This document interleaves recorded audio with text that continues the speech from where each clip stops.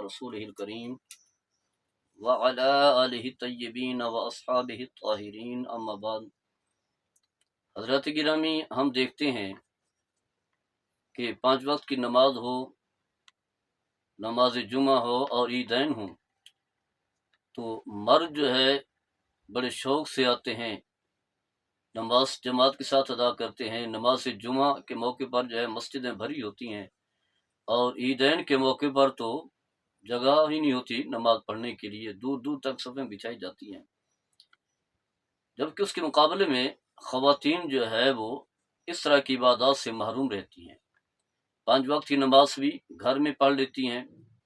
اور جمعہ بھی واضح ہے جمعہ تو نہیں ہوگا ان پر، نماز ظہر پڑھیں گی،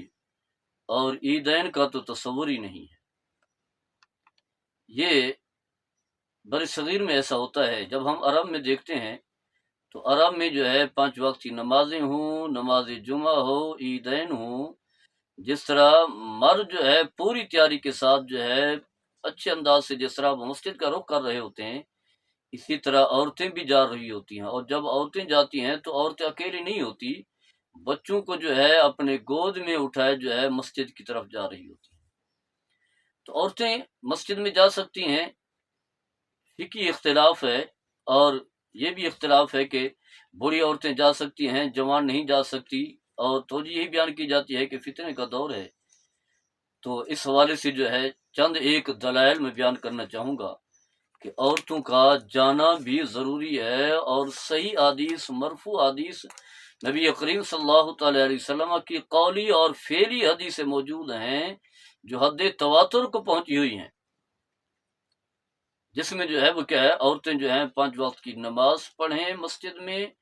نماز جمعہ ادا کریں، اور نماز عیدین جو ہے وہ ادا کریں۔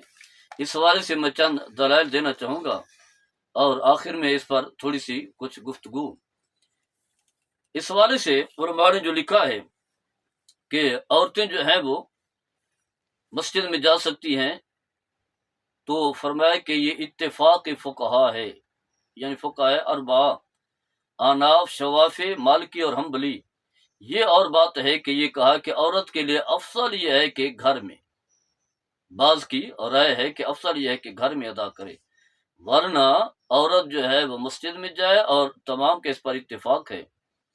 اس حوالے سے دلائل کیا ہیں؟ حضرت عبداللہ بن عمر رضی اللہ تعالیٰ عنہ اس حدیث کی راوی ہیں، فرماتے ہیں رسول اللہ صلی اللہ تعالیٰ علیہ وسلم نے فرمایا لا تمنعوا اماء اللہ مساجد اللہ،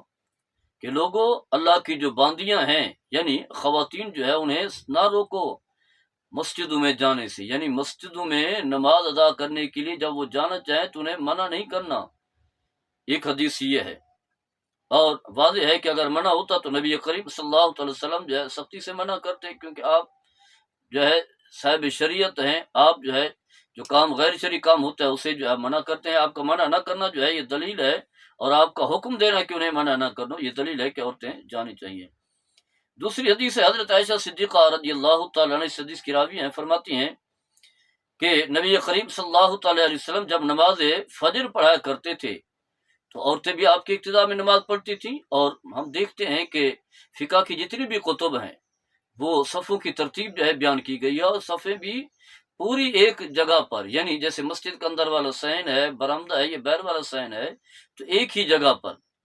اگرچہ موجودہ فتنے کا دور ہے الگ جگہ بنائی جا سکتی ہے، لیکن دیکھیں باقاعدگی سے ترتیب ہے، پہلے مرد کھڑے ہوں گے، پھر بچے ہوں گے، پھر مخنث ہوگی، آخر میں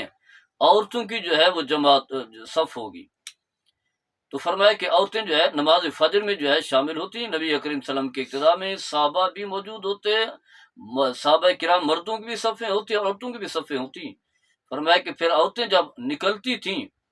تو چادر اوڑھی ہوتی تھی، اندھیرا ہوتا تھا، تو کوئی مرد جو ہے وہ عورتوں کو پہچان نہیں سکتا تھا۔ تو اس حدیث سے بات ثابت ہوئی کہ عورتیں باقاعدگی سے نبی کریم صلی اللہ تعالیٰ علیہ وسلم کے اقتداء میں نماز پڑھا کرتی تھی۔ حضرت ابو قتادہ رضی اللہ تعالیٰ عنہ صدیق سے راوی ہیں، فرماتے ہیں رسول اللہ صلی اللہ تعالیٰ علیہ وسلم نے فرمایا کہ ان علاقوں میں صلاۃ میں جماعت کرواتا ہوں، نماز کے لیے کھڑا ہوتا ہوں، تکبیر تحریمہ کہتا ہوں، وَأَنَا أُرِيدُ أَنْ أَطُولَ فِيهَا أَنْ أُطَوِّلَ فِيهَا، میں چاہتا ہوں کہ لمبی نماز کروں، قیام لمبا کروں، رکوع لمبا کروں، لیکن فاسماؤ بقا صبی فاتجوز فی صلاتی کراہتا انا شق علی امہ، فرمایا کہ پھر میں بچوں کے رونے کی آواز سنتا ہوں، یعنی بچے ماؤں کے ساتھ ہوتے ہیں،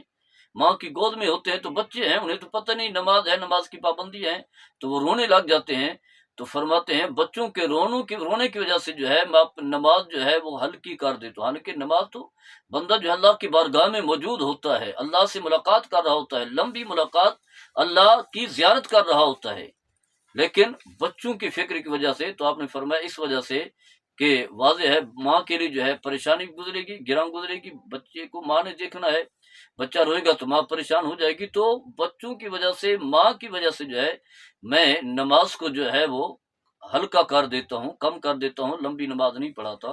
تو اس حدیث سے بھی بات ثابت ہوتی ہے کہ عورتیں جو ہیں وہ جائیں گی تو بچے بھی ساتھ جائیں گے، بچے بھی ماں کی گود میں ہوں گے، اور یہ وہ گھڑی ہے، یہ عمر ہے